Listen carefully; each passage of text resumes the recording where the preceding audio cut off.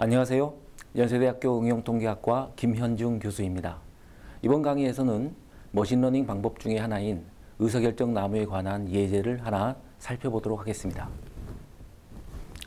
영화 타이타닉으로도 잘 알려진 초호화 유람선 타이타닉호 침몰과 관련된 데이터를 가지고 의사결정 나무를 이용한 분석을 진행해 보고자 합니다. 타이타닉호는 1912년 4월 10일 영국의 사우스햄튼을 떠나서 미국의 뉴욕으로 향하던 첫 항해 중에 빙산과 충돌하여 침몰하였습니다. 승선 인원 2,000여 명 중에서 약 1,500명이 사망한 역사상 가장 참혹한 침몰 사건이었습니다. 첫 항해 당시 타이타닉은 세계에서 가장 큰 배 가운데 하나였지만 실제 구명정은 20척밖에 안 될 정도로 안전 불감증에 심각한 상황이었습니다.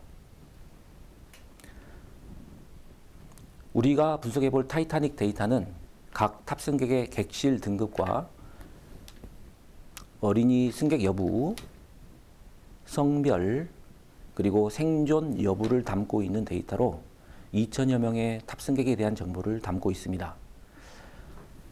이 왼쪽 편 이 데이터의 첫 번째 행을 보시면 이 탑승객은 1등실에 탑승하신 탑승객이고 성인 남성입니다. 이분은 생존자입니다. 마지막 행을 보시면 이분은 타이타닉호의 승무원이었으며 성인 여성이시고 그러나 이분은 생존하지 못하고 사망을 했습니다. 바로 이러한 형태의 데이터를 가지고 제가 이제 분석을 해보려고 하는 것입니다. 우선 각 변수에 따라 생존 여부에 어떠한 차이가 있는지 그래프와 표를 통해 탐색적으로 알아보도록 하겠습니다. 전체 탑승객 중 3분의 1인 711명이 생존한 것을 확인할 수 있습니다. 지금 보고 계신 표에 남성과 여성별로 몇 명이 생존하고 사망했는지 정리되어 있습니다. 이 표를 그래프로 표현해 보면 오른쪽과 같은 모자이크 그림으로 나타낼 수 있습니다.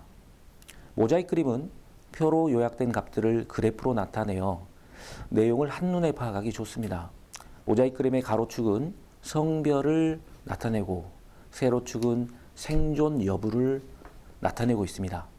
가로축에서 남성과 여성의 좌우 너비가 다른데 이는 남성 탑승객이 8대2의 비율로 더 많았다는 것을 보이는 것입니다.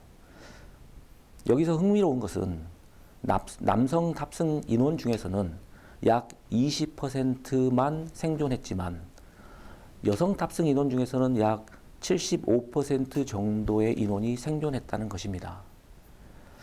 만약 타이타닉호가 빙산에 부딪히고 나서 탑승객들이 너도 나도 구명정에 올라탔다면 아마 이 생존 비율이 남성과 여성에서 모두 50대 50으로 나왔을 것이라 예상합니다. 하지만 이 타이타닉 데이터는 전혀 다른 결과를 보여주고 있죠. 아마도 남성들이 여성의 우선 구조를 적극적으로 도왔을 것이라고 추측해 볼 수 있습니다. 이번에는 탑승객의 객실 등급에 따른 생존 여부를 확인해 보겠습니다. 생존율이 가장 높은 등급은 1등실로 62% 정도가 생존했습니다. 반면 생존율이 가장 낮은 등급은 승무원으로 885명 중 생존율이 불과 24% 수준입니다. 이번에도 모자이크 그림을 보시면 가로축은 객실 등급을 나타내고 세로축은 생존 여부를 나타내고 있습니다. 가로축의 경우 너비를 통해 승무원의 비중이 가장 높은 것을 확인할 수 있습니다.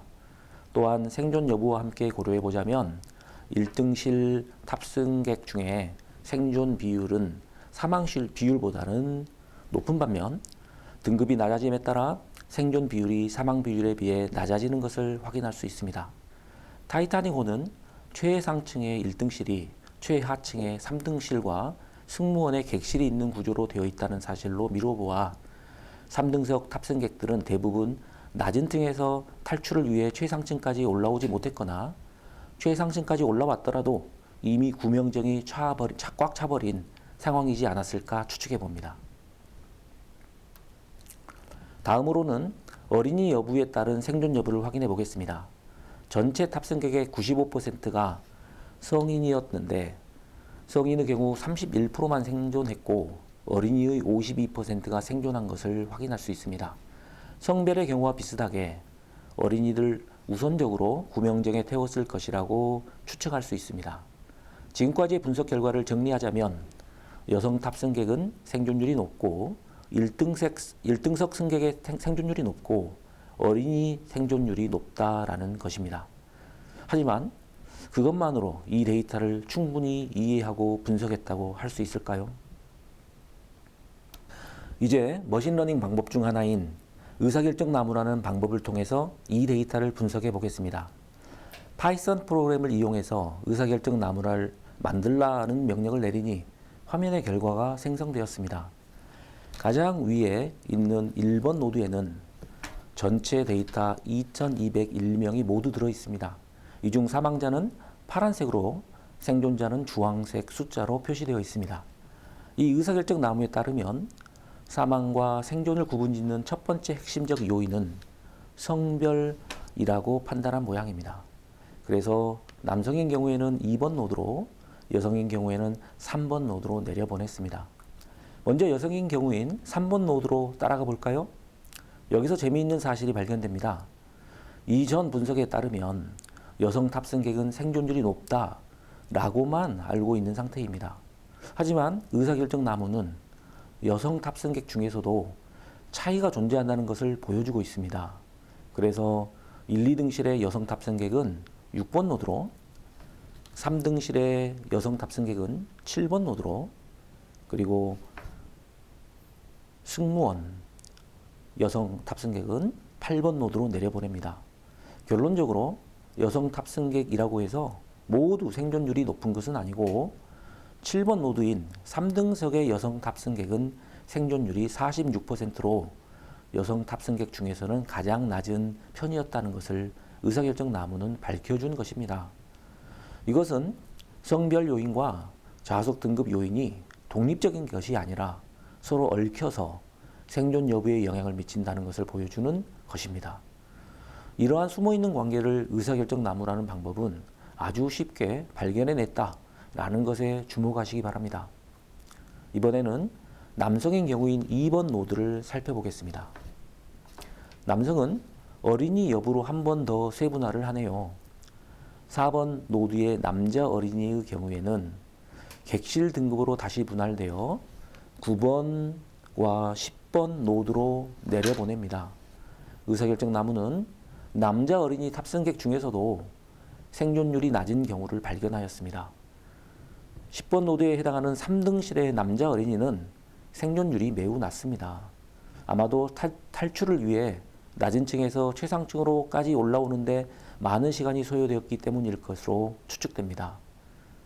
성인 남성인 경우에는 5번 노드에 속하게 되고 생존율이 20.3% 밖에 되지 않습니다. 전체 생존율 30%에 비해 현저히 떨어지는 수치입니다. 심지어 1등실의 성인 남성들도 생존율이 낮습니다. 1등실의 생존율이 높다고 알고 있었는데 그것은 여성 승객에 해당되는 것이고 1등실의 남성 탑승객들은 노약자와 어린이 그리고 여성 탑승객들의 우선 탈출에 적극적으로 나섰다라는 것을 의미합니다. 이처럼 의사결정 나무는 데이터에 숨어있는 복합적인 관계들을 나무 구조의 모양으로 시각화해주는 아주 흥미로운 머신러닝 방법입니다. 앞으로 우리는 수업을 통해 다양한 머신러닝 방법들을 공부할 예정입니다. 이를 통해 여러분이 가지고 있는 실무 데이터에 대한 다양한 탐색과 숨어있는 패턴을 발견하고 생성된 머신러닝 모델을 통해 미래를 예측해 볼 수도 있겠습니다. 다음 수업 시간에 뵙겠습니다. 감사합니다.